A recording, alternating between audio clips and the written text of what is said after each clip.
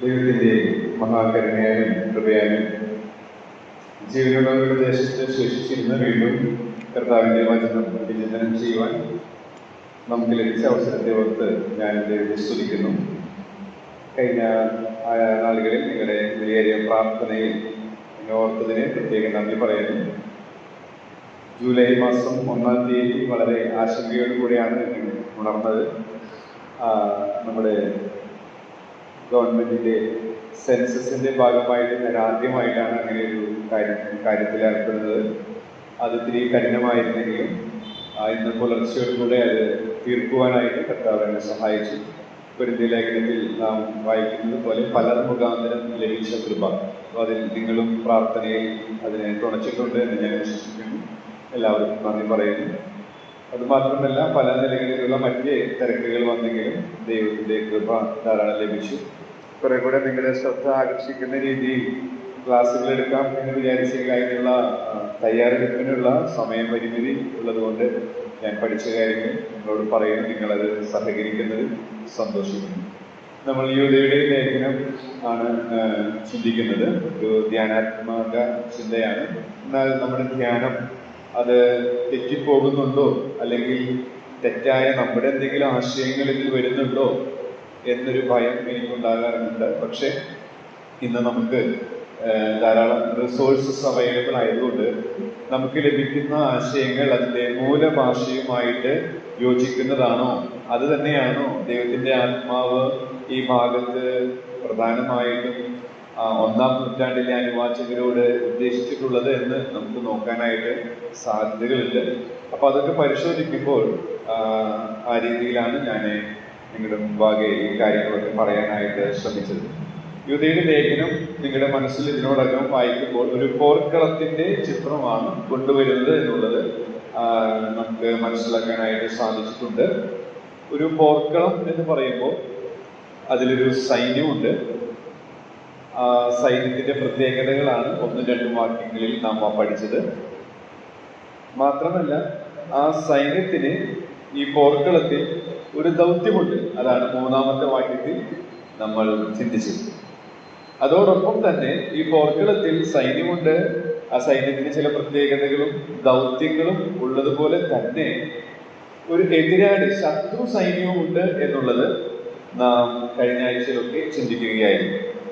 ആ ശത്രു സൈന്യത്തിൻ്റെ പൊതുവായ 3 പ്രത്യേകതകൾ ചരിത്രത്തിൽ നിന്നെടുത്ത് നമ്മുടെ മുമ്പാകെ യൂദ നിരത്തുകയായിരുന്നു. ശത്രു സൈന്യത്തിൻ്റെ എന്ന് വെച്ചാൽ എതിരാളിയുടെ എതിരാളിയാൽ സ്വാധീനിക്കപ്പെട്ട് ജീവിക്കുന്ന വിശ്വാസത്യാഗികളായ ദുരുപദേഷ്ടാക്കളുടെ സവിശേഷതകൾ. അതാണ് ശത്രു സൈന്യമായിട്ട് ഞാനിവിടെ ഉദ്ദേശിക്കുന്നത്. അവരുടെ പൊതുവായ പ്രത്യേകതകളാണ് നമ്മൾ ചരിത്രത്തിന്റെ 3 ദൃഷ്ടാന്തങ്ങളിൽ നിന്ന് നമ്മൾ 5, 6, 7 വാക്യങ്ങളിൽ ചിന്തിക്കാനിടയായിട്ട് തീർന്നു. തുടർന്ന് കഴിഞ്ഞ ആഴ്ചയിൽ ഈ ശത്രു സൈന്യത്തിന്റെ വ്യക്തിപരമായ ചില പ്രത്യേകതകളാണ്. പൊതുവായ പ്രത്യേകതകൾ ചരിത്രത്തിൽ നിന്ന് 3 ദൃഷ്ടാന്തങ്ങളിലൂടെ എഴുത്തുകാരൻ അത് രേഖപ്പെടുത്തിയതിനു ശേഷം തുടർന്ന് അവരുടെ ഈ ശത്രു സൈന്യത്തിന്റെ വ്യക്തിപരമായ അവരുടെ സ്വഭാവ സവിശേഷതകളാണ് നമ്മൾ ഓർക്കാനായിട്ട് ഇടയായിട്ട് തീരുന്നത്. കഴിഞ്ഞ ആഴ്ചയിൽ നമ്മൾ ഓർത്തത് 5 കാര്യങ്ങൾ നമ്മൾ 6 കാര്യങ്ങൾ ഓർക്കാനിടയായിട്ട് തീർന്നു. അത് മലിനമാക്കുന്നവരാണ്, തുച്ഛീകരിക്കുന്നവരാണ്, ദുഷിക്കുന്നവരാണ്, അതുപോലെ തന്നെ വിധേയത്വമില്ലാതിരിക്കുന്നവർ, വഷളാക്കുന്നവർ, ഒടുവിലായിട്ട് ശപിക്കപ്പെട്ടവർ എന്നിങ്ങനെ നമ്മൾ ചിന്തിച്ച് അവസാനിപ്പിക്കാനായിട്ട് ഇടയായിട്ട് തീർന്നു. നാം ഈ 8 മുതൽ 16 വരെയുള്ള ഭാഗത്തിനെ, അല്ലെങ്കിൽ 8 മുതൽ അവസാനം വരെ, അത് അവസാന തലക്കെട്ടിലാണ് നമ്മൾ നിൽക്കുന്നത്. എന്ന് വെച്ചാൽ ഈ ലേഖനം ഞാൻ മനസ്സിലാക്കിയ ഒടുവിലത്തെ തലക്കെട്ടാണ് നിങ്ങൾ അവിടെ കാണുന്നത്. സത്യവിശ്വാസം മുറുകെ പിടിച്ച് വിശ്വസ്തരായവർ തിരിച്ചറിയുന്നവരാണ്. ആ തിരിച്ചറിയുന്നവരാണ് എന്നുള്ളതിലാണ് നമ്മൾ ഇപ്പോൾ ചിന്തിച്ചുകൊണ്ടിരിക്കുന്നത്. അതാണ് ശത്രു സൈന്യത്തിന്റെ വ്യക്തിപരമായ സവിശേഷത. എന്നാൽ ഇന്ന് ആ വ്യക്തിപരമായ സവിശേഷതകൾക്ക് ചരിത്രത്തിൽ നിന്ന് 3 ദൃഷ്ടാന്തങ്ങൾ ലേഖനകാരൻ കൊണ്ടുവരികയാണ്. അതാണ് ഇന്ന് ഞാൻ നിങ്ങളുടെ മുമ്പാകെ ലഭിച്ച സമയത്തിനുള്ളിൽ പറഞ്ഞു തീർക്കാനായിട്ട് ശ്രമിക്കുന്നത്. ഒന്നുകൂടെ പറയാം. ഞാൻ നേരത്തെ പറഞ്ഞതുപോലെ ആ ശത്രു സൈന്യത്തിന്റെ പൊതുവായ 3 പ്രത്യേകതകൾ നമ്മൾ ചിന്തിച്ചു. കഴിഞ്ഞ ആഴ്ചയിൽ ശത്രു സൈന്യത്തിന്റെ വ്യക്തിപരമായ ചില സവിശേഷതകളാണ് നമ്മൾ ചിന്തിച്ചത്.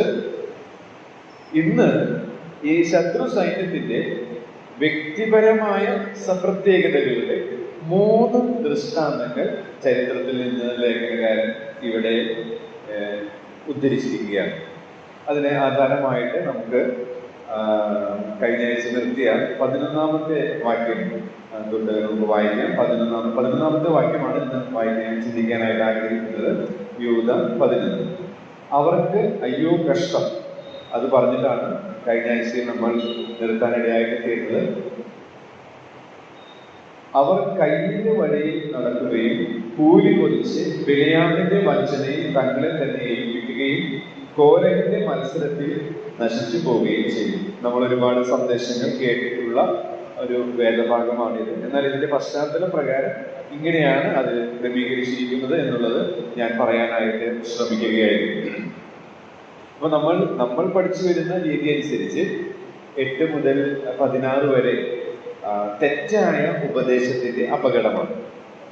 8 മുതൽ അതിന്റെ അവസാനം വരെ യൂദ ചില കാര്യങ്ങൾ തിരിച്ചറിയണമെന്ന് ദൈവജനത്തെ കുറിച്ച് ആഗ്രഹിക്കുകയാണ്. 8 മുതൽ 16 വരെ തെറ്റായ ഉപദേശം മുറുകെ പിടിക്കുന്നവർ, അല്ലെങ്കിൽ ദുരുപദേശാക്കൾ, അല്ലെങ്കിൽ വിശ്വാസത്യാഗികളുടെ സവിശേഷതകൾ സവിസ്തരം അദ്ദേഹം വിവരിക്കുകയാണ്. അപ്പൊ അതിൽ നിന്നാണ് ഈ തെറ്റായ ജീവിതചര്യ വരുന്നത്. തെറ്റായ ഉപദേശത്തിൽ നിന്നാണ്. നാം എന്ത് വിശ്വസിക്കുന്നു എന്നുള്ളതാണ് നാം എങ്ങനെ ജീവിക്കുന്നു എന്നുള്ളതിനെ സാധൂകരിക്കുന്നത്. അത് നമുക്ക് പൊതുവെ അംഗീകരിക്കപ്പെട്ടിട്ടുള്ള ഒരു തത്വമാണ്. അപ്പോൾ ഇവിടെ പറഞ്ഞിരിക്കുന്ന 8 മുതൽ 16 വരെ പറഞ്ഞിരിക്കുന്ന ആ ഭാഗങ്ങളിൽ തെറ്റായ ജീവിത ശൈലിയുടെ അനേക ദൃഷ്ടാന്തങ്ങൾ നമുക്ക് കാണാനായിട്ട് സാധിക്കുന്നതിൽ നിന്ന് ആണ് തെറ്റായ ഉപദേശത്തിന്റെ അപകടം തിരിച്ചറിയണം എന്ന പാഠം പഠിക്കാനിടയായിട്ട് തീർന്നത്. തുടർന്ന് 2 തലക്കെട്ടുകൂടെ ഈ തിരിച്ചറിയുന്നതിനെ കുറിച്ച് ചിന്തിച്ചു കഴിഞ്ഞാൽ ഈ ലേഖനത്തിന്റെ പഠനം അവസാനിക്കുന്നതായിരിക്കും. അപ്പോൾ അതിൽ തെറ്റായ ഉപദേശത്തിന്റെ അപകടം എന്ന് പറഞ്ഞാൽ കാഴ്ചയാൽ നടക്കുന്നു എന്ന് നമുക്ക് ഒറ്റ വാക്കിൽ സംക്ഷേപിക്കാൻ സാധിക്കും. കഴിഞ്ഞ ആഴ്ച ഞാനത് പറഞ്ഞതാണ്. കാഴ്ചയാൽ നടക്കും. അതെങ്ങനെ മനസ്സിലാക്കാൻ സാധിക്കും? ഈ ഭാഗത്ത് സ്വപ്നാവസ്ഥയിലായി എന്നുള്ള സമാനമായ ആശയങ്ങൾ ആവർത്തിക്കുന്നതിൽ നിന്നും ഇവരുടെ സ്വഭാവങ്ങൾ ഇവിടെ വിവരിച്ചിരിക്കുന്നത് നമ്മൾ നിരീക്ഷിക്കുമ്പോൾ ജഡത്തിനും, എഫേസ്യ ലേഖനത്തിൽ പൗലോസ് പരാമർശിച്ചിരിക്കുന്നത് പോലെ ജഡത്തിനും മനോവികാരങ്ങൾക്കും ഇഷ്ടമായത് ചെയ്ത് ജീവിക്കുന്ന ഒരു ചിത്രമാണ് നമുക്ക് കാണാനായിട്ട് സാധിക്കുന്നത്. അപ്പൊ അതിൽ നിന്നാണ് കാഴ്ചയാൽ നടക്കുന്നവരാണ് ഈ തെറ്റായ ഉപദേശം പഠിപ്പിക്കുന്നവർ എന്നുള്ളത് നമുക്ക് ഓർക്കാനായിട്ട് ഇടയായിട്ട് തീർന്നത്. അവരുടെ ലക്ഷണങ്ങളാണ് 6 കഴിഞ്ഞ ആഴ്ച പറയാനിടയായിട്ട് തീർന്നത്. അവസാനം നമ്മൾ പറഞ്ഞത് 11-ന്റെ ആരംഭത്തിൽ അവർക്ക് അയ്യോ കഷ്ടം, അപ്പോ അതിനെ ശപിക്കപ്പെടുക എന്നുള്ളൊരു തലക്കെട്ട് കൊടുത്തു. ഈ അയ്യോ കഷ്ടം എന്ന് പറയുമ്പോൾ അത് കർത്താവിന്റെ മത്തായി സുവിശേഷത്തിലും അതുപോലെ തന്നെ പ്രവചന പുസ്തകത്തിലും നമുക്ക് ഈ പദം ആവർത്തിച്ച് വരുന്നതായിട്ട് കാണാനായിട്ട് സാധിക്കും. മാത്രമല്ല അങ്ങനെയുള്ളവർ അവരുടെ ഒരു ബേസിക് നേച്ചർ എന്ന് പറയുന്നവർ കർത്താവിനെ സ്നേഹിക്കാത്തവരാണ്. അവരെ കുറിച്ച് പൗലോസ് അപ്പോസ്തലൻ കൊരിന്ത്യർക്ക് ലേഖനം എഴുതി അവസാനിപ്പിക്കുമ്പോൾ പറഞ്ഞതാണ്, കർത്താവിനെ സ്നേഹിക്കാത്തവൻ ഏവനും ശപിക്കപ്പെട്ടവൻ. അവർക്ക് അയ്യോ കഷ്ടം എന്ന് കർത്താവിന്റെ വാക്കിൽ നിന്നും പ്രവചന പുസ്തകത്തിൽ നിന്നും ഇതേ പശ്ചാത്തലത്തിൽ നമുക്ക് ചിന്തിക്കാൻ സാധിക്കുന്നത് കൊണ്ടാണ് ശപിക്കപ്പെടുക എന്നൊരു തലക്കെട്ട് കൊടുക്കാനിടയായിട്ട് തീർന്നത്. അപ്പോ അതിൽ നിന്ന് ഞാൻ അവസാന സമയമായതുകൊണ്ട് വേഗത്തിൽ പറഞ്ഞു പോവുകയാണ് ഉണ്ടായത്. ആരാണ് അവനെ അധികം സ്നേഹിക്കുക? ലൂക്കോസിന്റെ സുവിശേഷം 7-ാം അധ്യായം വായിക്കുമ്പോൾ ആർക്കാണോ അധികം ഇളച്ചു കിട്ടിയത്, ആ ബോധ്യമുള്ളത്, അവർക്കാണ് അവനെ അധികം സ്നേഹിക്കാനായിട്ട് സാധിക്കുക. മാത്രമല്ല എങ്ങനെ സ്നേഹിക്കണം എന്നുള്ളത് ഞാൻ വേഗത്തിൽ പറഞ്ഞു. മർക്കോസിന്റെ സുവിശേഷം 12-28 മുതൽ 30 വരെ കർത്താവിന്റെ പ്രസിദ്ധമായ വാക്കുകളാണ്. അത് നമുക്ക് എങ്ങനെ സംക്ഷേപിക്കാനായിട്ട് സാധിക്കും? പൂർണ്ണ ഹൃദയത്തോടും പൂർണ്ണ ആത്മാവോടും പൂർണ്ണ മനസ്സോടും പൂർണ്ണ ശക്തിയോടും കൂടെ കർത്താവിനെ സ്നേഹിക്കണം. എങ്ങനെ സ്നേഹിക്കണം എന്ന് ചോദിച്ചാൽ ഇങ്ങനെ സ്നേഹിക്കണം. എന്ന് വെച്ചാൽ വേറെ ഒറ്റ വാക്കിൽ ക്ഷമിക്കപ്പെടുക എന്നുള്ള രീതിയിൽ ഒറ്റ വാക്കിൽ നമുക്കതിനെ സംക്ഷേപിച്ചാൽ പൂർണ്ണ സമർപ്പണത്തോടെ അവനെ സ്നേഹിക്കും. പൂർണ്ണ സമർപ്പണത്തോടെ. സമർപ്പണം എന്ന് പറയുമ്പോൾ എൻ്റെ മനസ്സിലേക്ക് വരുന്ന, ഞാൻ കേട്ട ഒരു ഉദാഹരണം, അത് ആ ആശയം മനസ്സിലാക്കാൻ എന്നെ സഹായിച്ചിട്ടുണ്ട്. അപ്പൊ എങ്ങനെയാണ് കർത്താവിനെ സ്നേഹിക്കേണ്ടത്? കാഴ്ചയാൽ ജീവിക്കുന്ന ദുരുപദേഷ്ടാക്കന്മാർ അവർ കർത്താവിനെ സ്നേഹിക്കാത്തവരാണ്. കർത്താവിനെ സ്നേഹിക്കാത്ത ഏവരും ശപിക്കപ്പെട്ടവരാണ്. അപ്പോ എങ്ങനെ കർത്താവിനെ സ്നേഹിക്കണം എന്ന് ചോദിച്ചാൽ ഇങ്ങനെ പൂർണ്ണ ഹൃദയത്തോട്, പൂർണ്ണാത്മാവോട്, പൂർണ്ണ മനസ്സോടെ, പൂർണ്ണ ശക്തിയോടെ സ്നേഹിക്കണം. അപ്പോ അങ്ങനെ സ്നേഹിക്കണം എന്ന് പറഞ്ഞാൽ അത് ലളിതമായി പറഞ്ഞ് സമ്പൂർണ്ണ സമർപ്പണത്തിൽ നിന്നുളവാകുന്ന സ്നേഹം. അപ്പൊ എന്തായി സമർപ്പണം എന്നുള്ളത് മനസ്സിലാക്കാനായിട്ട് ശ്രമിച്ചാൽ, ഒരു ഉദാഹരണം എനിക്ക് ഏറ്റവും ഇഷ്ടപ്പെട്ട ഒരു ബൈബിൾ ടീച്ചറായ ഡോക്ടർ വർഗീസ് ജോൺ പറഞ്ഞു കേട്ടിട്ടുള്ള ഒരു ഉദാഹരണമാണ്. അത് എനിക്ക് ഈ ആശയം മനസ്സിലാക്കാനായിട്ട് സഹായിച്ചതുകൊണ്ട് ഈ സമർപ്പണം എന്നുള്ള ആ വാക്ക് വരുമ്പോൾ ആ ഇലിസ്ട്രേഷൻ എന്റെ മനസ്സിലേക്ക് വരും. അപ്പൊ അത് ഞാൻ പറയാം എന്ന് വിചാരിക്കുകയാണ്. അലക്സാണ്ടർ ചക്രവർത്തിയുടെ വിജയങ്ങളുടെ രഹസ്യം പിൽക്കാലത്ത് അറിയപ്പെടാനായിട്ട് ഇടയായിട്ട് തീർന്നത് അദ്ദേഹം വിവരിച്ചത് ഇങ്ങനെയാണ്. അദ്ദേഹത്തിന് ശക്തിയുള്ള, കരുത്തുള്ള നല്ല കുതിരപ്പട ഉണ്ടായിരുന്നതാണ്. കുതിരപ്പട. അപ്പോ അന്നുകാലത്ത് രാജാക്കന്മാർക്ക് കരുത്തരായ അല്ലാത്ത എല്ലാ രാജാക്കന്മാർക്കും ഈ കുതിരപ്പട ഉണ്ടായിരുന്നു.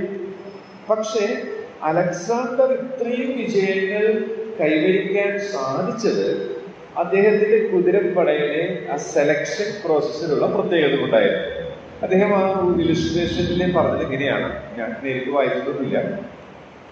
അദ്ദേഹം പറഞ്ഞത് ഇപ്രകാരമാണ്: ഈ യുദ്ധത്തിന് കൊണ്ടുപോകാൻ സെലക്ട് ചെയ്യുന്ന കുതിരകളെ, എല്ലാ കുതിരകൾക്കും ട്രെയിനിങ് കൊടുക്കുന്നത് പോലെ ഈ കുതിരകൾക്കും സാധാരണ എല്ലാ കുതിരകൾക്കും ട്രെയിനിങ് കൊടുക്കും. അതിലൊരു ട്രെയിനിങ് ഇത്തിരി കഠിനമാണ്. അതായത് ഒരാഴ്ച എന്നാണ് ഞാൻ ഓർക്കുന്നത് ഭക്ഷണം കൊടുക്കാതെ ജീവൻ നിലനിർത്താൻ മാത്രം ഉള്ള ചില കാര്യങ്ങളിലൂടെ അതിനെ കൊണ്ട് കടത്തിവിടും. തുടർന്ന് ആ സമയപരിധി കഴിയുമ്പോൾ അതിന് ഏറ്റവും ഇഷ്ടപ്പെട്ട ഭക്ഷണം അതിനെ കാണുന്ന രീതിയിൽ കുറച്ചകലെ വെക്കും. ഈ കുതിരകളെ, ഈ കുതിര അത് നോക്കുന്ന വ്യക്തി ഈ പിരീഡ് കഴിയുമ്പോൾ അഴിച്ചുവിട്ട് ഈ കുതിരകൾ, നമുക്കറിയാം വിശന്ന് പൊരിഞ്ഞിരിക്കുന്ന ഈ കുതിരകൾ ഈ ഭക്ഷണം കിട്ടാനായിട്ട് ആർത്തിയോടെ ഭക്ഷണത്തിന്റെ അരികിലേക്ക് നീങ്ങുമ്പോൾ ഈ കുതിരകളെ ഇൻസ്ട്രക്ട് ചെയ്യുന്ന ഈ അദ്ദേഹം ഒരു പ്രത്യേക ശബ്ദം പുറപ്പെടുവിക്കും. ഈ ശബ്ദം കേൾക്കുമ്പോൾ അനേക കുതിരകളുണ്ട്. ആ കുതിരകളിലെ ചില കുതിരകൾ തങ്ങളുടെ വിശപ്പും ക്ഷീണവും അവഗണിച്ച് തിരിച്ച് എവിടെയാണോ തങ്ങളെ യജമാനനാക്കിയത് അവിടേക്ക് മടങ്ങി വരും. എന്നാൽ ചില കുതിരകൾ അതൊന്നും ഈ യജമാനന്റെ ഈ ശബ്ദം അവഗണിച്ചുകൊണ്ട് നേരെ ഈ അവരുടെ ആഗ്രഹം തീർക്കാനായിട്ട് ഭക്ഷണത്തിനരികിലേക്ക് പോകും. ഏത് കുതിരകളാണോ യജമാനന്റെ ശബ്ദം കേട്ട് തങ്ങളുടെ ആ വിശപ്പും ക്ഷീണവും അവഗണിച്ച് അനുസരിച്ചത്, ആ കുതിരകളെ തെരഞ്ഞെടുത്ത് പരിശീലിപ്പിച്ചിട്ടാണ് ഈ അലക്സാണ്ടർ യുദ്ധത്തിനായിട്ട് പോയതും ഒത്തിരി വിജയങ്ങൾ കൊയ്തതുമെന്ന് അദ്ദേഹം പറഞ്ഞു.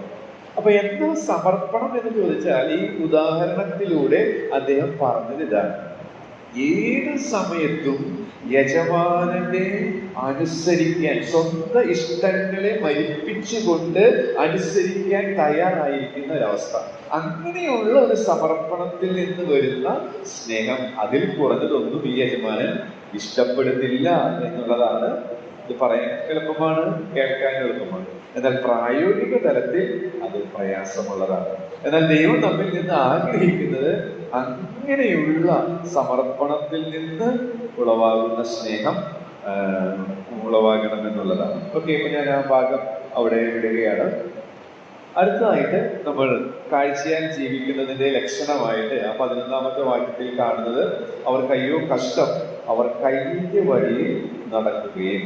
അപ്പോൾ കയ്യിന്റെ വഴിയിൽ നടക്കുക. നേരിട്ട് തന്നെ നമുക്കത് മനസ്സിലാക്കാനായിട്ട് സാധിക്കും. കയ്യിന്റെ വഴിയിൽ നടക്കുക വ്യക്തിപരമായ നിരുപദേഷ്ടാക്കന്മാരുടെ സ്വഭാവ സവിശേഷതകളുടെ ചരിത്രത്തിൽ നിന്നുള്ള വ്യക്തിപരമായ 3 ദൃഷ്ടാന്തങ്ങളാണ്. അതിലൊന്നാണ് കയ്യിന്റെ വഴിയിൽ നടക്കുക എന്ന് പറയുന്നത്.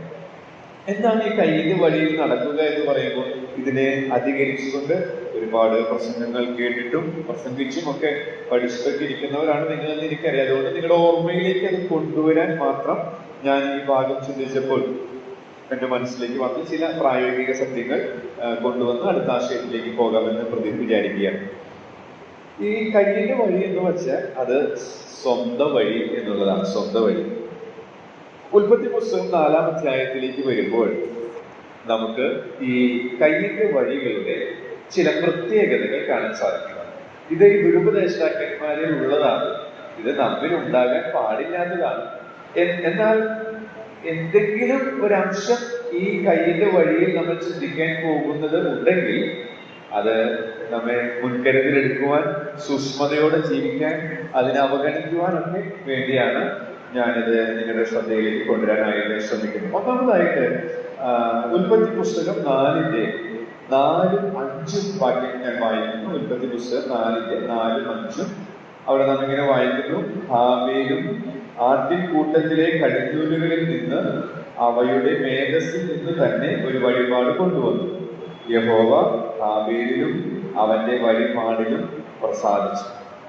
അപ്പൊ ഇവിടെ നമ്മൾ ഈ കയ്യിന്റെ വഴിയെ കുറിച്ച് മനസ്സിലാക്കുന്ന ഒരു കാര്യം, ഹാബേലിലും അവന്റെ വഴിപാടിലും പ്രസാദിച്ചു. അപ്പോ അടുത്ത 5-ാം വാക്യത്തിൽ കയ്യിലും അവന്റെ വഴിപാടിലും പ്രസാദിച്ചു. എന്തുകൊണ്ട് ഹാബേലിന്റെ വഴിപാടിൽ പ്രസാദിച്ചു എന്നുള്ളത് നമുക്കറിയാം. എബ്രായ ലേഖനം 11-ാം അധ്യായത്തിന്റെ 4-ാമത്തെ വാക്യത്തിൽ നാം അത് വായിക്കുന്നുണ്ട്. വചനം കൊണ്ട് തന്നെ നമ്മൾ മനസ്സിലാക്കാനായിട്ട് ശ്രമിക്കുമ്പോൾ കുറെ കൂടെ അത് നമുക്ക് മനസ്സിലാക്കാനായിട്ട് ഇടയായിട്ട് തീരും. എബ്രായ ലേഖനം 11-ാം അധ്യായത്തിന്റെ 4-ാമത്തെ വാക്യം: വിശ്വാസത്താൽ ഹാബേൽ ദൈവത്തിനെ കയ്യിന്റെയും ഉത്തമമായ യാഗം കഴിച്ചു. അതിനാൽ അവന് നീതിമാൻ എന്ന് സാക്ഷ്യം ലഭിച്ചു.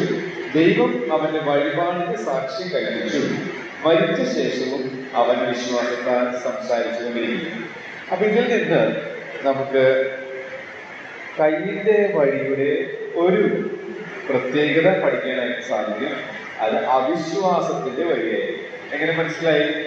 ഹാബേലിന്റെ വഴിപാടിൽ പ്രസാദിച്ചത് എന്തുകൊണ്ട് എന്ന് എബ്രായ ലേഖനകാരൻ എഴുതുകയാണ്. എബ്രായ 11:4 വിശ്വാസത്താൽ ഹാബേൽ ദൈവത്തിന് കയ്യിന്റേതിലും ഉത്തമമായ യാഗം കഴിച്ചു. അപ്പൊ അതിൽ നിന്ന് സുവ്യക്തം കയ്യിന്റെ വഴി എന്ന് പറയുന്നത് അവിശ്വാസത്തിന്റെ വഴിയായിരുന്നു. അപ്പൊ നമ്മുടെ ജീവിതത്തിൽ വിശ്വാസത്തിന്റെ വഴി, അത് അടുത്ത ആശയത്തിലേക്ക് വരുന്നത് കൊണ്ട് അടുത്ത മെയിൻ തലക്കെട്ടിന്റെ മെയിൻ കാര്യമായതുകൊണ്ട് ഞാനത് പറയുന്നില്ല. എന്നാൽ നമ്മുടെയൊക്കെ അവിശ്വാസവും അല്പവിശ്വാസവും ഒക്കെ അനുദിന ജീവിതത്തിൽ കടന്നുകൂടാനായിട്ട് സാധ്യതയുണ്ട്. എന്നാൽ ഈ കയ്യിനെ പോലെ അവിശ്വാസത്തിന്റെ വഴി കർത്താവ് നമ്മിൽ നിന്ന് പ്രതീക്ഷിക്കുന്നില്ല എന്നുള്ളത് നമ്മൾ ഓർത്തിരിക്കേണ്ടതാണ്. മറിച്ച് ഹാബേലിനെ പോലെ വിശ്വാസത്തിന്റെ വഴി നടക്കുവാനായിട്ട് കർത്താവ് നമ്മെ കുറിച്ച് ആഗ്രഹിക്കുന്നു. 4-6 ഉൽപ്പത്തി 4-6 കയ്യിന്റെ വഴിയുടെ മറ്റൊരു പ്രത്യേകത നമുക്ക് കാണാനായിട്ട് സാധിക്കും. കയ്യിന്റെ വഴിയുടെ മറ്റൊരു പ്രത്യേകത: അപ്പോൾ യഹോവ കയ്യിനോട്, നീ കോപിക്കുന്നത് എന്തിനെ? ആ കോപം എന്നുള്ള പ്രയോഗമാണ് അടുത്ത പാഠം എന്നെ പഠിപ്പിച്ചത്. ഉൽപ്പത്തി 4-6 അവിടെ കയ്യിൽ കോപിക്കുന്നതായി നാം കാണും. തുടർന്നും ആ ഭാഗം നിരീക്ഷിച്ചതിന് സമാനമായ ആശയം കാണാൻ സാധിക്കും. കോപം ഉളവാകുന്നത് ഒരു സൈക്കോളജിസ്റ്റ് പറഞ്ഞിരിക്കുന്നത് താരതമ്യം ചെയ്യുമ്പോഴാണ്. അതായത് ഹാബേലിന്റെ യാഗം ചേട്ടനായ എന്റെ യാഗത്തേക്കാൾ മെത്തരമായത് കൊണ്ട് ഒരു താരതമ്യം അവിടെ വന്നു. അത് അവനെ കോപത്തിലേക്ക് നയിച്ചു. കോപം അത് അസൂയയുടെ. ഈ താരതമ്യം വരുന്നത് അസൂയയുടെ ഫലമായിട്ടാണെന്നാണ് അവർ പറയുന്നത്. അപ്പൊ അങ്ങനെയെങ്കിൽ ഈ കയ്യിന്റെ വഴി അസൂയയുടെ വഴിയാണ് എന്നുള്ളതിൽ യാതൊരു സംശയവുമില്ല. നമ്മുടെ ജീവിതത്തിലും ഈ മേഖലയിൽ നാം പിടിപെടാനായിട്ട്, ഈ അപകടത്തിൽ ചാടാനായിട്ട് സാധ്യതയുണ്ട്. നമ്മളെക്കാൾ മേന്തരമായി ചില ശുശ്രൂഷകൾ, അല്ലെങ്കിൽ ശക്തിയോടും കൃപയോടും കൂടെ ചില ശുശ്രൂഷകളൊക്കെ ചെയ്യുന്നത് കാണുമ്പോൾ ഒരു കമ്പാരിസൺ വന്ന്, ആ കമ്പാരിസൺ വരുന്നെങ്കിൽ അത് അസൂയയുണ്ട് എന്നുള്ളതാണ് അതിൻ്റെ അർത്ഥം. അത് പിന്നെ കോപത്തിലേക്കും, പിന്നെ അത് കൊലപാതകത്തിലേക്കും. നമുക്കറിയാം, കൊലപാതകം എന്ന് ഉദ്ദേശിക്കുന്നത് അക്ഷരീകമായ കൊലപാതകമല്ല, എന്നാൽ കോപം തന്നെ കൊലപാതകത്തിന് സമാനമായ രീതിയിൽ സഭകളിൽ ഉളവാകാനായിട്ട് സാധ്യതയുണ്ട്. അപ്പൊ നമ്മുടെ ജീവിതത്തിൽ ഇതിനെ കടന്നുകൂടാൻ, ഇങ്ങനെ കമ്പാരിസൺ ചെയ്ത് ഈ അസൂയയുടെ ഫലമായിട്ടുള്ള ഈ താരതമ്യം അതൊരിക്കലും ശുഭകരമല്ല എന്നുള്ളത്, അത് അസ്വസ്ഥത സൃഷ്ടിക്കാൻ മാത്രമേ ഉതകൂ എന്നുള്ളത് മനസ്സിലാക്കി അതിൽ നിന്ന് രക്ഷപ്പെടാനായിട്ട് നമുക്കിടയായിട്ട് തീരേണ്ടത് ആവശ്യമാണ്. മൂന്നാമതായിട്ട്, ഞാൻ നിങ്ങൾക്കെല്ലാം അറിയാവുന്നത് കൊണ്ട് ഇങ്ങനെ പറഞ്ഞു പോകുന്നതേ ഉള്ളൂ, അധികം കൂടുതൽ വിശദീകരിക്കേണ്ട ആവശ്യമില്ല. കയ്യിന്റെ വഴിയുടെ മറ്റൊരു പ്രത്യേകത, ഈ കയ്യിന്റെ ചരിത്രം പ്രതിപാദിച്ചിരിക്കുന്ന ഈ വേദഭാഗത്ത് തന്നെ നിരീക്ഷിക്കുമ്പോൾ നമുക്ക് പഠിക്കാൻ സാധിക്കുന്നത് 4:7 നാം വായിക്കുന്നു, നിന്റെ മുഖം വാടുന്നതും എന്ത്, നീ നന്മ ചെയ്യുന്നുവെങ്കിൽ പ്രസാദം ഉണ്ടാകുകയില്ലയോ, നീ നന്മ ചെയ്യുന്നില്ലെങ്കിലോ പാപം വാതിൽക്കൽ കിടക്കുന്നു, അതിന്റെ ആഗ്രഹം നിന്നിലേക്കാകുന്നു, നീയോ അതിനെ കീഴടക്കണമെന്ന് കൽപ്പിച്ചു. അപ്പൊ നന്മ ചെയ്ത പ്രസാദാണ്, നീ നന്മ ചെയ്യുന്നില്ലെങ്കിൽ പാപം. ഇപ്പൊ കയ്യിൽ പാപം ചെയ്തു, അതിന്റെ അർത്ഥം നന്മ ചെയ്തു എന്ന് വെച്ചാൽ അടുത്ത പാഠം എന്ന് പറയുന്നത് വളരെ ലളിതമായിട്ട് തന്നെ അവിടെ നമുക്ക് പെറുക്കിയെടുക്കാൻ സാധിക്കും. അനുസരണക്കേടിന്റെ വഴിയാണ്. പാപം വാതിൽക്കൽ കിടക്കുന്നു എന്നുള്ളത് അറിഞ്ഞിട്ടും അവൻ ആ മുന്നറിയിപ്പിനെ അവഗണിച്ചു.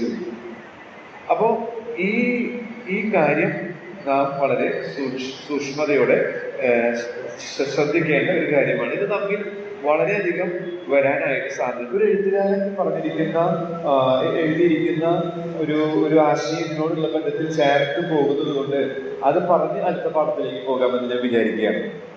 അദ്ദേഹം എഴുതിയിരിക്കുന്നത് ഇങ്ങനെയാണ്, യന്ത്ര മനുഷ്യരായിട്ടല്ല ദൈവം നമ്മെ മനുഷ്യനെ സൃഷ്ടിച്ചത്, തീരുമാനമെടുക്കാനുള്ള കഴിവോടുകൂടിയാണ്.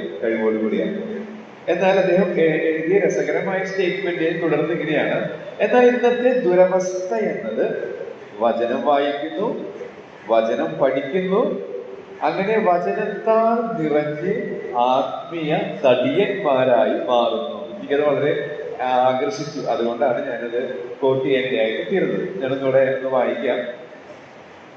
യന്ത്ര മനുഷ്യനെയല്ല, തീരുമാനമെടുക്കാനുള്ള കഴിവോടുകൂടെയാണ് ദൈവം മനുഷ്യനെ സൃഷ്ടിച്ചത്. അപ്പോ ഒരു സ്വിച്ച് ഇട്ട് പ്രവർത്തിക്കുന്ന ഒരു റോബോട്ടുകളായിട്ടല്ല ദൈവം നമ്മളെ സൃഷ്ടിച്ചത്. നമുക്ക് സ്വയം തീരുമാനമെടുക്കാനുള്ള കപ്പാസിറ്റി ദൈവം തന്നിട്ടുണ്ട്. എന്നാൽ ഇന്നത്തെ ദുരവസ്ഥ എന്ന് പറയുന്നത് അദ്ദേഹം രേഖപ്പെടുത്തിയിരിക്കുന്നത് ഇങ്ങനെയാണ്, വചനം വായിക്കുന്നുണ്ട്, പഠിക്കുന്നുണ്ട്, അങ്ങനെ വചനത്താൽ നിറഞ്ഞ്, നമ്മുടെ ഭാഷയിൽ വചനം കേൾക്കുന്നുണ്ട്, അങ്ങനെ വചനത്താൽ നിറഞ്ഞ ആത്മീയ തടിയന്മാരായിട്ട് മാറുന്നു. പക്ഷേ ദൈവം ഇങ്ങനെ നമുക്ക് വചനം തന്നു, അത് വായിക്കണം, ധ്യാനിക്കണം, അത് പഠിക്കണം. അത് ആ ലെവലിൽ നിന്നാൽ അവിടെ നിൽക്കും. അത് നമുക്ക് പ്രത്യേകിച്ചൊരു പ്രയോജനം നൽകില്ല. നമുക്കറിയാം, നാം കഴിക്കുന്ന ഭക്ഷണം, ഞാൻ ഭക്ഷണം കഴിച്ചിട്ടാണ് വരുന്നത്. 6:30-7 മണിക്കുള്ളിൽ ഞാൻ എൻ്റെ രാത്രിയിലെ ഭക്ഷണം കഴിക്കും സാധാരണ ദിവസം. അപ്പോൾ ഭക്ഷണം നമ്മൾ കഴിക്കുന്നത് അത് ശരിക്കും ദഹിക്കുന്നില്ലെങ്കിൽ ദഹനക്കേടുണ്ടാവും. പിറ്റേ ദിവസം അത് നമുക്ക് വളരെ അസ്വസ്ഥത ഉളവാകും. അപ്പോൾ അതുപോലെ തന്നെയാണ് വചനം. നമ്മൾ വായിക്കുന്നു, പഠിക്കുന്നു, ധ്യാനിക്കുന്നു. ഈ കാര്യങ്ങൾ അത് എക്സസൈസ് ചെയ്യാനായിട്ട് പരീക്ഷകളും പ്രതികൂലങ്ങളും ദൈവം അനുവദിക്കും. അങ്ങനെ പരീക്ഷകളിലൂടെയും പ്രതികൂലങ്ങളിലൂടെയും ഒക്കെ നമ്മെ കടത്തിവിടുമ്പോൾ ദൈവം നമുക്ക് തന്ന തീരുമാനമെടുക്കാനുള്ള കഴിവ് ദൈവത്തിന്റെ വചനത്തിന്റെ അടിസ്ഥാനത്തിൽ എക്സസൈസ് ചെയ്യുമ്പോൾ നമ്മുടെ ആത്മീക മസിലുകൾ ശക്തിപ്പെടും. അങ്ങനെ നമുക്ക് വിശുദ്ധി വളരാനായിട്ട് ഇടയായിത്തീരും. അനുസരണക്കേടിന്റെ വഴി അതിജീവിക്കാൻ സാധിക്കും. ഈ പ്രോസസ്സിലാണ് ദൈവം നമ്മെ ആക്കിയിരിക്കുന്നത്. പക്ഷെ നമുക്ക് ഇതൊന്നും താല്പര്യമില്ല എന്നുള്ളതാണ് ഒരു വസ്തുതകരമായ വസ്തുത. A.W. ടോസർ എന്ന് പറയുന്ന എഴുത്തുകാരനെ കുറിച്ച് നിങ്ങൾ അറിഞ്ഞിരിക്കും. ഇപ്പൊ അദ്ദേഹത്തിന്റെ പുസ്തകങ്ങൾ മലയാളത്തിലായി. ഞാനത് വായിക്കേണ്ടതായിട്ട് ഇംഗ്ലീഷ് എനിക്ക് അങ്ങനെ വായിച്ചപ്പോൾ അത്ര ഇങ്ങനെ ചില കാര്യങ്ങളൊന്നും എനിക്ക് മനസ്സിലാക്കാൻ സാധിച്ചില്ല. എന്നാൽ ഇപ്പൊ മലയാളത്തിൽ OML നമുക്കിപ്പോ അവൈലബിൾ ആണ്. അദ്ദേഹത്തിന്റെ എല്ലാ പുസ്തകങ്ങളൊന്നുമില്ല, എന്നാൽ ചില കളക്ഷൻസ് ഒക്കെ ഇപ്പോ നമുക്ക് വായിക്കാൻ മേടിക്കാൻ കിട്ടും. അപ്പൊ കഴിഞ്ഞ ദിവസം ഞാൻ OML പോയിരുന്നു. അനുജനൊരു മലയാളം ഇംഗ്ലീഷ് ബൈബിൾ വേണം എന്ന് പറഞ്ഞ് അത് മേടിക്കാനായിട്ട് കഴിഞ്ഞ ആഴ്ച അവിടെ പോയിരുന്നു. അപ്പൊ ഞാൻ വർഷത്തിലൊരിക്കലും അങ്ങനെ OML സത്യവും GLS ഒക്കെ സന്ദർശിക്കാറുണ്ട്. അപ്പൊ ഈ പ്രാവശ്യം പോയപ്പോഴും ഞാൻ ഈ ടോസറിന്റെ പുതിയ പുസ്തകം കാണാനിടയായിട്ട് ഞാൻ വായിച്ചിട്ടില്ലായിരുന്നു. പക്ഷെ ഞാൻ ഈ പ്രാവശ്യം ഇത് മേടിച്ചില്ല. എന്റെ ലക്ഷ്യം മറ്റൊന്നായതുകൊണ്ട് ഞാൻ വേഗത്തിൽ എനിക്ക് വരേണ്ടതായിട്ട് വന്നു. പക്ഷേ ടോസറിന്റെ പുസ്തകത്തിൽ ടോസർ പറഞ്ഞിരിക്കുന്ന ഒരു വസ്തുത ഇപ്രകാരമാണ്. അത് നമ്മൾ വളരെയധികം ചിന്തിപ്പിക്കുന്നതാണ്. നാം ഇപ്പോൾ ആയിരിക്കുന്ന ആത്മീക അവസ്ഥയ്ക്ക് കാരണം നാം അത്ര മാത്രമേ ആത്മീകമായിട്ട് ആയിരിക്കണമെന്ന് ആഗ്രഹിച്ചിട്ടുള്ളൂ. നമ്മുടെ ആഗ്രഹത്തിന്റെയും നമ്മുടെ ആ ആഗ്രഹം എക്സസൈസ് ചെയ്തതിന്റെ ഫലമാണ് നാം ഇപ്പോൾ ആയിരിക്കുന്ന ആത്മീയാവസ്ഥ. നിങ്ങൾ ഇപ്പോൾ ആത്മീക മല്ലന്മാരാണോ? അതിന്റെ കാരണം നിങ്ങൾ ആത്മീക മല്ലന്മാരാകണമെന്നുള്ള ആഗ്രഹത്തോടു കൂടെ ദൈവം തന്ന പ്രതിസന്ധികളും പ്രശ്നങ്ങളും പരിശോധനകളും ശരിയായ രീതിയിൽ ദൈവത്തിന്റെ അടിസ്ഥാനത്തിൽ തീരുമാനമെടുത്ത് എക്സസൈസ് ചെയ്തു. ആത്മീക മസിലുകൾ ശക്തിപ്പെട്ടു. അതുകൊണ്ട് നിങ്ങൾ ഇന്ന് ആത്മീക മല്ലന്മാരായി.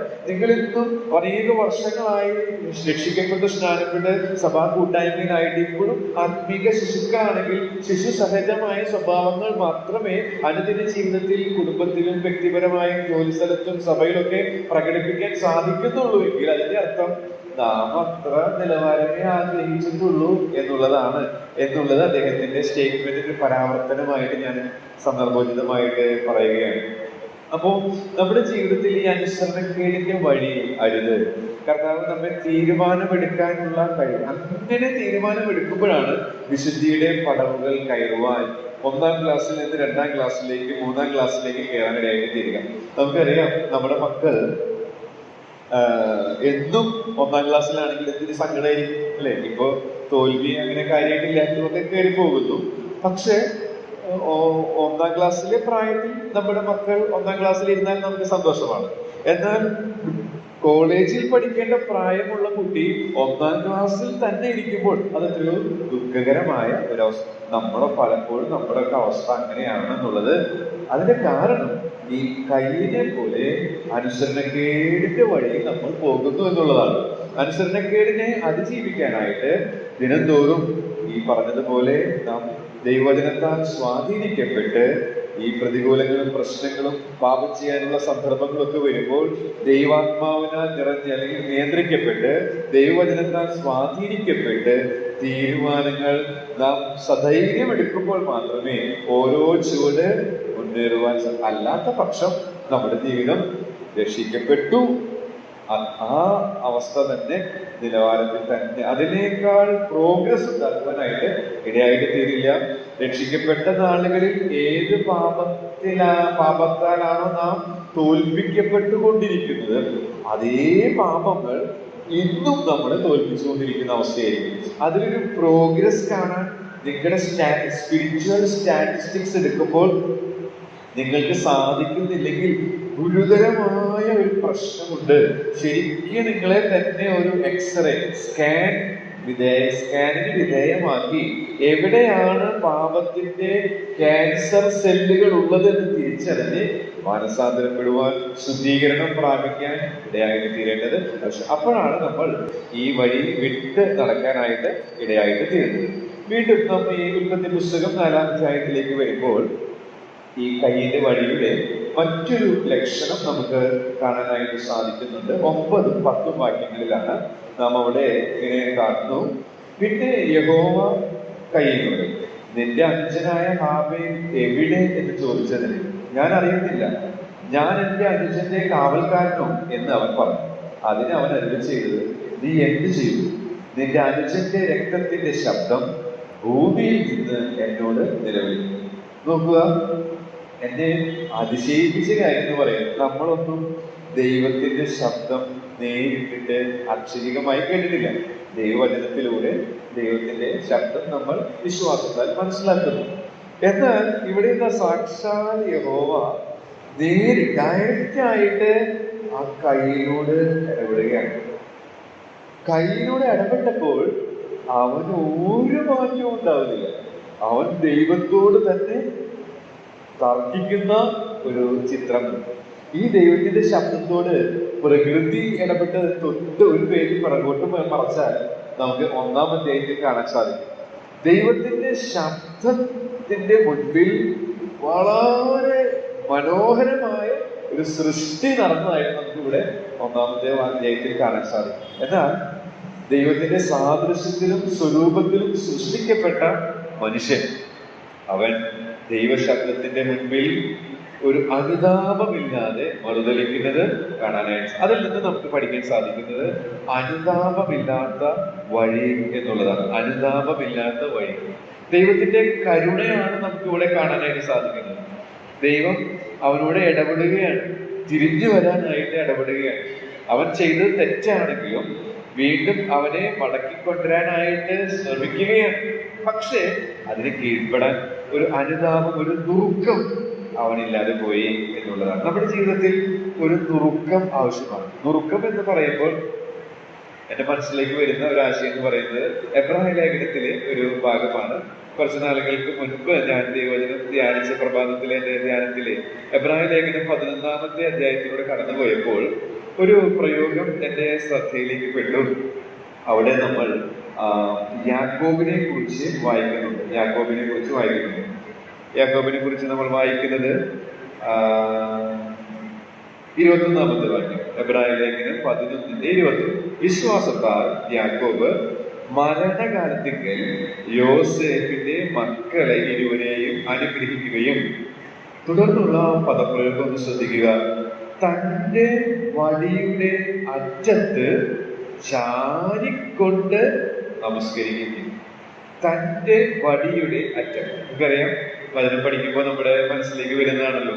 ഈ വടിയുടെ അറ്റത്ത് ചാരി എന്ന് പറയുമ്പോൾ ഉടനടി നമ്മൾ യാക്കോബിന്റെ ചരിത്രത്തിലേക്ക് പോകുമ്പോൾ യാബോക്ക് കടലിലെ അനുഭവം അറിയാം. വളരെ കരുത്തനായ, ഇപ്പൊ നമ്മളെക്കാളൊക്കെ ശക്തനായ മനുഷ്യനായിരുന്നു. ഒന്നും തനിക്ക് ആവശ്യമില്ല, അത്രയ്ക്ക് ധൈര്യശാലി, ആരോഗ്യ ദൃഢഗാത്രനായ ആ ലാബാന്റെ വീട്ടിലേക്കുള്ള അധ്വാനത്തെ കുറിച്ച് വായിക്കുമ്പോൾ തന്നെ തന്റെ ആരോഗ്യത്തിന്റെ ആ ശുഷ്കാന്തി നമുക്ക് മനസ്സിലാക്കാൻ സാധിക്കും. അത്രമാത്രം ഹെൽത്തി പേഴ്സൺ ആയിരുന്നു.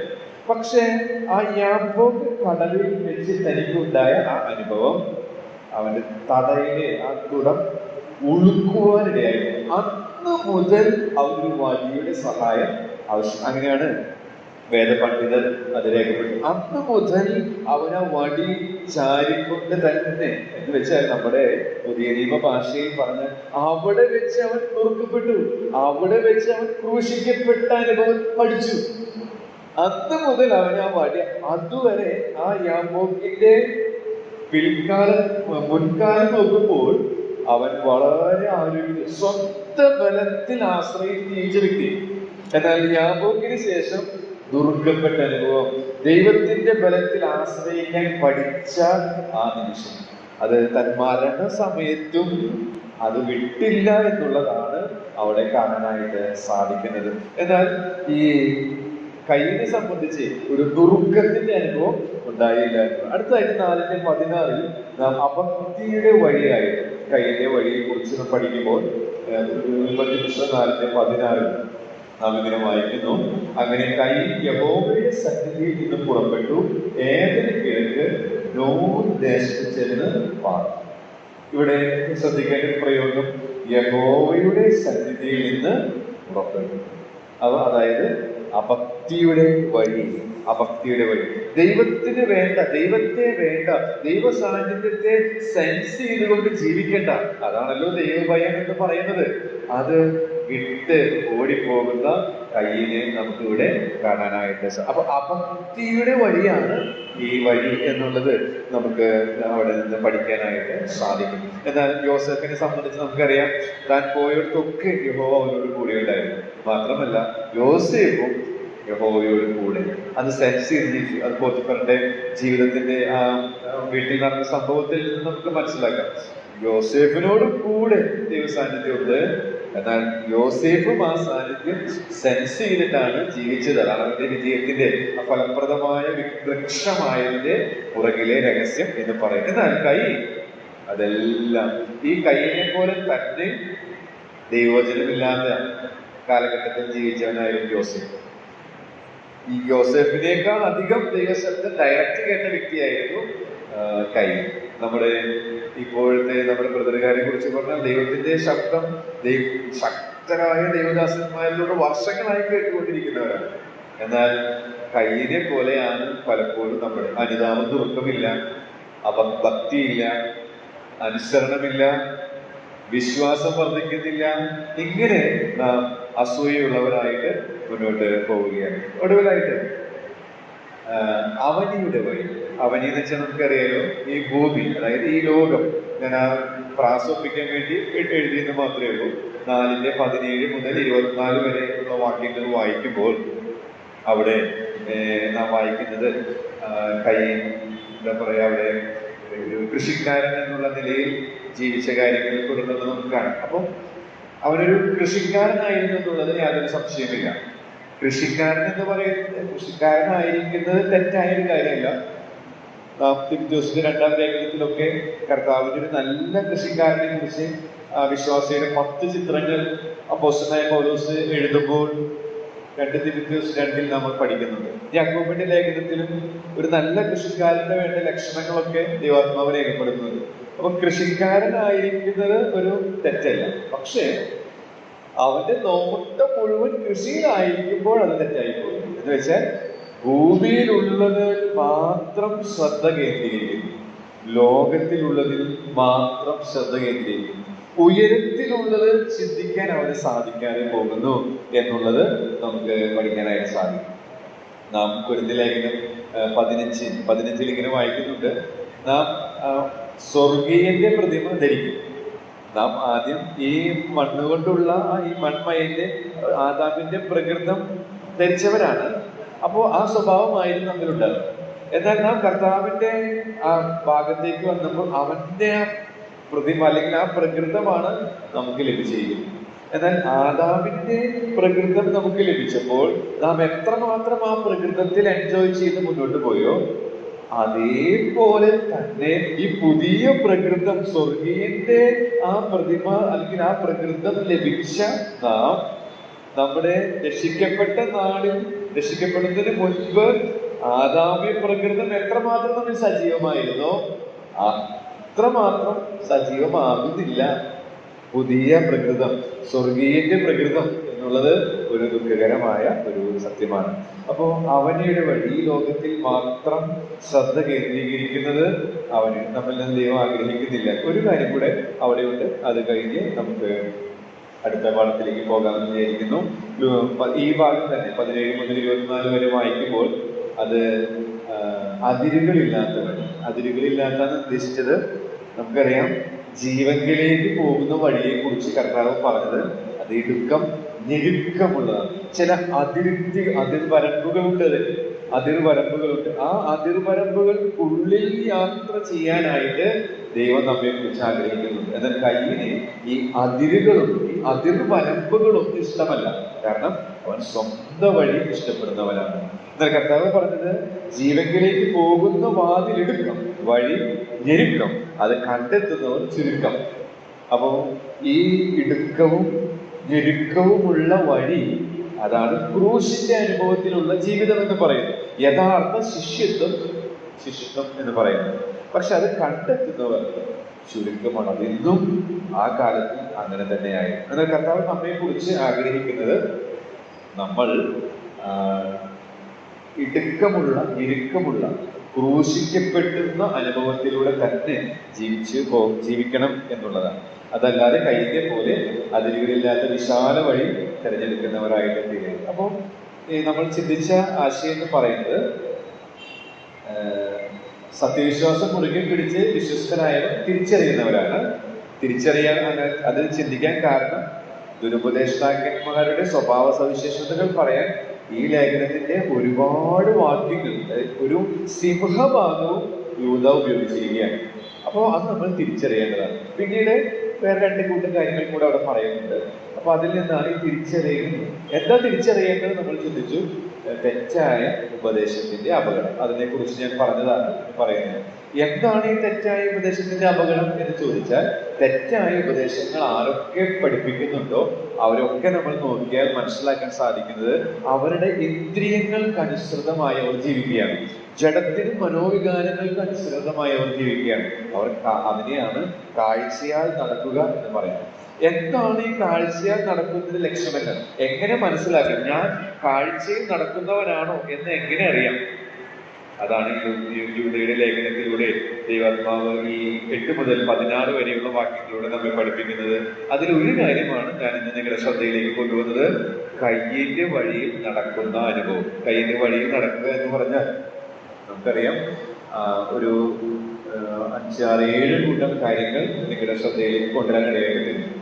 ഇതൊക്കെ എന്തിനാ ഇങ്ങനെ പറയണേ എന്ന് ചോദിച്ചാൽ, ഇങ്ങനെ ദൈവത്തിന്റെ ശബ്ദം നേരിട്ട് കേട്ട ഈ കയ്യിൽ ഇത്രമാത്രം കുരുത്തക്കേടിൽ അകപ്പെട്ടു പോയെങ്കിൽ നാം കൂടുതൽ കരുതലുള്ളവരായി ഈ പോർക്കളത്തിൽ അടരാടാനായിട്ട് നമ്മെ സഹായിക്കേണ്ടതാണ്.